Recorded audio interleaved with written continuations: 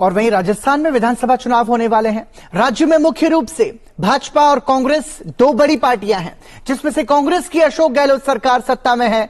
ऐसे में बड़ा सवाल यह है कि इन 5 सालों में विकास के पथ पर कितना आगे बढ़ा है राजस्थान, आमजन के जीवन स्तर में कितना सुधार हुआ है, राजस्थान की सियासत की जमीनी हकीकत क्या है।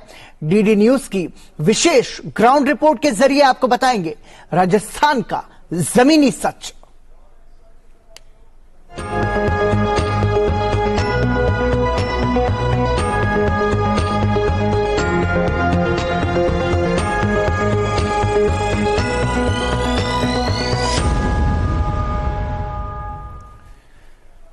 राजस्थान के भीलवाड़ा में एक उप तहसील है बडलियास, जिसको क्रमोन्नत करने को लेकर कई बार धरने प्रदर्शन हुए और भूख हड़ताल तक की गई, लेकिन अशोक गहलोत के नेतृत्व वाली सरकार की मनमानी की वजह से बडलियास को अब तक तहसील का दर्जा नहीं मिल पाया है, जिसकी वजह से 5,500 से ज्यादा की आबादी वाले इस कस्बे के रहवासी न सिर्फ विकास की बाट जोह रहे हैं, बल्कि केंद्र सरकार की ओर से मिलने वाली जन कल्याणकारी योजनाओं का लाभ भी इन्हें नहीं मिल रहा है। राजस्थान में सत्ता का रसूख किस हद तक हावी है, इसका अंदाजा आप ये खबर देखकर लगा सकते हैं। ये सभी राजस्थान के भीलवाड़ा के पास एक बड़े कस्बे बडलियास के रहवासी हैं। बडलियास अब तक कस्बे से महज उप तहसील ही बन पाया है। 5,500 से ज्यादा की आबादी वाले इस इलाके में जो विकास होना चाहिए था वो नहीं हो पाया है। बडलियास को तहसील बनाने के लिए ग्रामीण वासियों ने 7 दिनों तक धरना प्रदर्शन किया, कई बार भूख हड़ताल की, विरोध प्रदर्शन भी किए, लेकिन इन लोगों को प्रशासन और राजस्थान सरकार की ओर से बदले में आश्वासन से ज्यादा और कुछ नहीं मिला।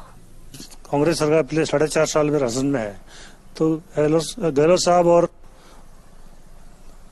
सचिन पायलट की जो लड़ाई चल रही है, उस लड़ाई में सरकार 4 साल निकाल दिए इन्होंने, विकास के नाम पे कुछ नहीं किया है। अब जनता को भ्रमित करने के लिए 19 जिलों की घोषणा इन्होंने की है इस प्रदेश में, और इसके कारण आपस में लड़ा कर बांट कर ये जो विद्वेष फैला जा रहा है, इससे आम जनता त्रस्त है। इसी के क्रम में हमारे बडलियास को जिन्होंने तहसील नहीं बनाकर उप तहसील को तहसील बनाई और सोयपुर को तहसील बना दी।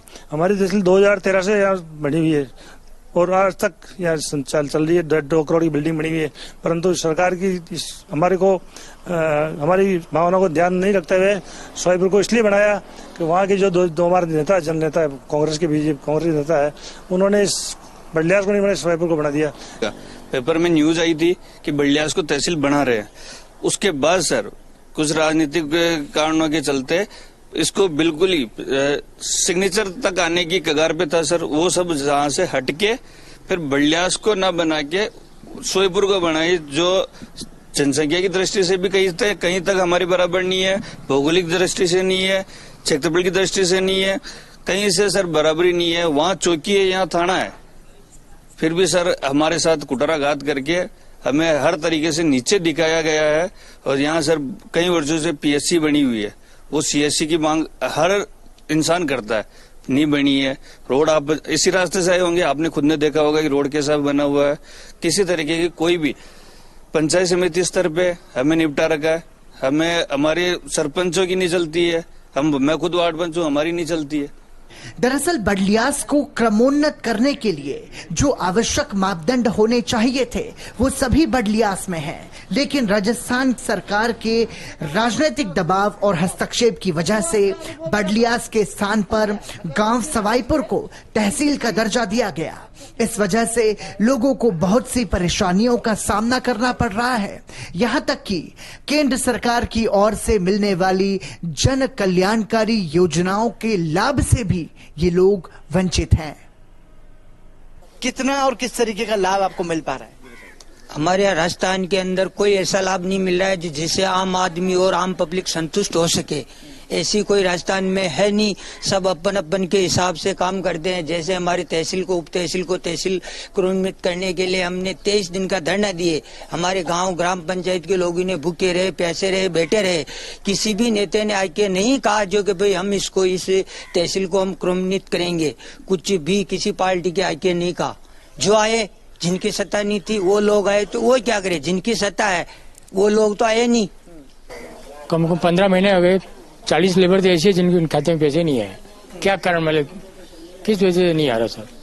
जो मजदूर नरेगा में काम करते हैं फिर भी उनके पैसे नहीं पड़ रहा। और इंदिरा आवास का काम होगा 3-3 बार ये एक जना का गया। अरे कोई गरीब आदमी ने कहला था इंदिरा आवास को फार्म पर मुँह काम करा दूं, वो धान भी ऐसा हो 200 रुपया लगा बजाओ ये मित्र बन हटे वो उनका निकुल ले 5-4 हजार रुपया और लकड़ी का उनका वही कर वहाँ का मलबा वाला 3-3 बार आई जाएगा। हम सबने गैस मिले तो का सरकार पर मान जाने गैस भी न मिलो, न मानो माँ का कॉपी न माँ का खाई भी कोई न हटे, अभी भी बाणु माँ का मकान भी कोई न, ठीक है बाहर पाल तान रही माँ का नट जावा माना कोटड़ी जाया अपन माँ की होना ही नवेरी जाने नहीं है। बड़ा आरोप यहाँ की जनता ने जो लगाया है वो गहलोत सरकार पर लगाया है भ्रष्टाचार का। जो तमाम सारी सुविधाएं योजनाएं केंद्र सरकार की तरफ से राज्यों को दी जाती है, धरातल पर उनका सही तरीके से क्रियान्वयन नहीं हो पा रहा है, जिसकी वजह से यहाँ विकास अवरुद्ध है। हम उम्मीद करते हैं कि इनकी मांगें सरकार तक पहुंचेंगी और विकास भी गांव तक पहुंचेगा। इस खास पेशकश में अभी के लिए इतना ही। देखते रहिए डीडी न्यूज। नमस्कार।